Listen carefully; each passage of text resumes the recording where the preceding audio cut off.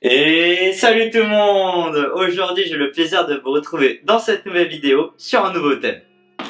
Le genre Klebsiella. C'est parti, ne perdons pas de temps et commençons cette vidéo.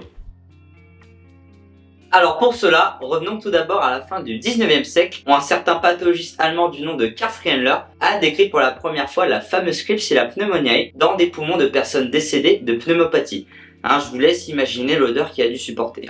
Et bien évidemment, avant d'avoir son identité d'aujourd'hui, elle a eu droit à plein d'appellations comme le bacille de Friedler ou encore Yalococcus pneumoniae. Mais un peu plus tard, cette bactérie a été renommée Klebsiella pneumoniae en l'honneur d'un médecin allemand, Edwin Klebs. Et comme si ce n'était pas assez, s'ensuit la découverte de toute la clique comme Klebsiella granulomatis, Oxytoca, Aerogenes et d'autres noms chelous comme Spallanzani, Michiganensis, Wellingtonsis, allez vous faire Bon, reprenons le sérieux pour savoir qui sont-elles.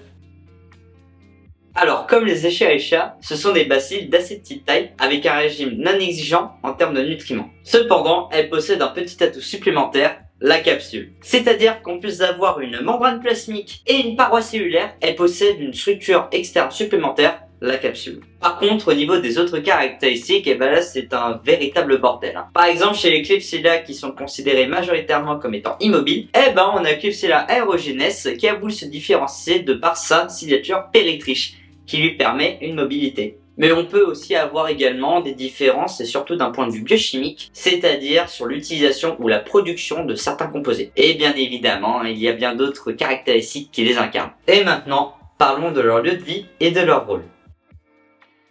Alors, pour commencer, comme les Escherichia et d'autres genres de bactéries, les Klebsiella font partie d'une famille qu'on appelle les entérobactéries. Et celles-ci, elles sont retrouvées généralement dans les intestins. Néanmoins, on peut aussi les retrouver dans nos voies respiratoires ou encore sur notre peau. Mais on peut aussi les retrouver dans l'environnement, comme les eaux des lacs, sur les végétaux ou encore dans les sols. Cependant, elles n'ont pas les mêmes rôles que les Escherichia. Pour la plupart, elles ont par exemple un rôle dans la stimulation de notre système immunitaire. Maintenant, parlons des risques liés à ce genre.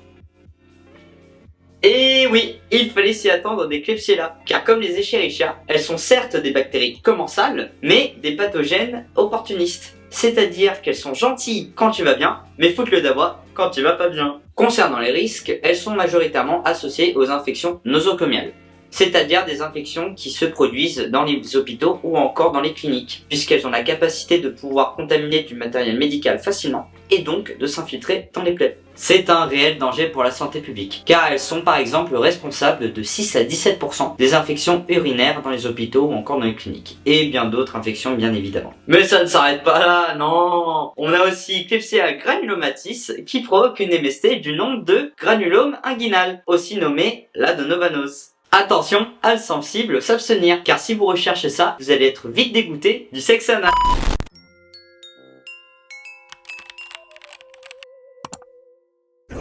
No, no, no, no, no, no. Dude! What the fuck?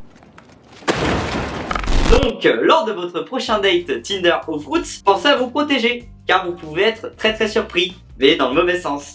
Mais le problème, c'est qu'elle nous résiste naturellement avec la capsule. Et bah oui, elle n'est pas là que pour faire joli cette capsule, car elle leur permet d'échapper à certains mécanismes du système immunitaire. Mais elle possède aussi d'autres facteurs de virulence, comme les sidérophores ou encore le LPS. Et pour finir, elle nous résiste aussi tout en ayant une antibiorésistance très élaborée. Passons enfin aux applications.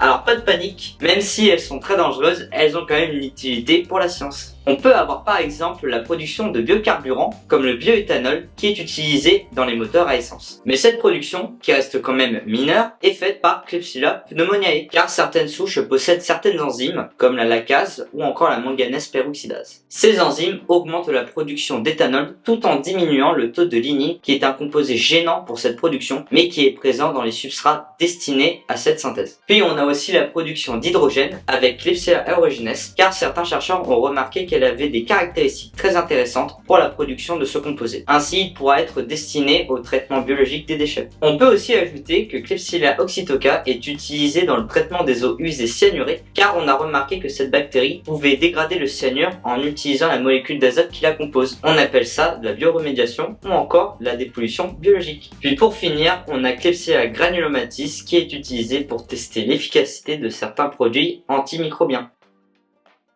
Et voilà, c'est la fin de cette vidéo sur le genre Clipsilla. J'espère que ça vous aura plu. N'hésitez pas à vous abonner à la chaîne Le Micro-Monde pour ne pas rater les prochaines vidéos. Et si vous voulez approfondir le sujet, rendez-vous dans la description.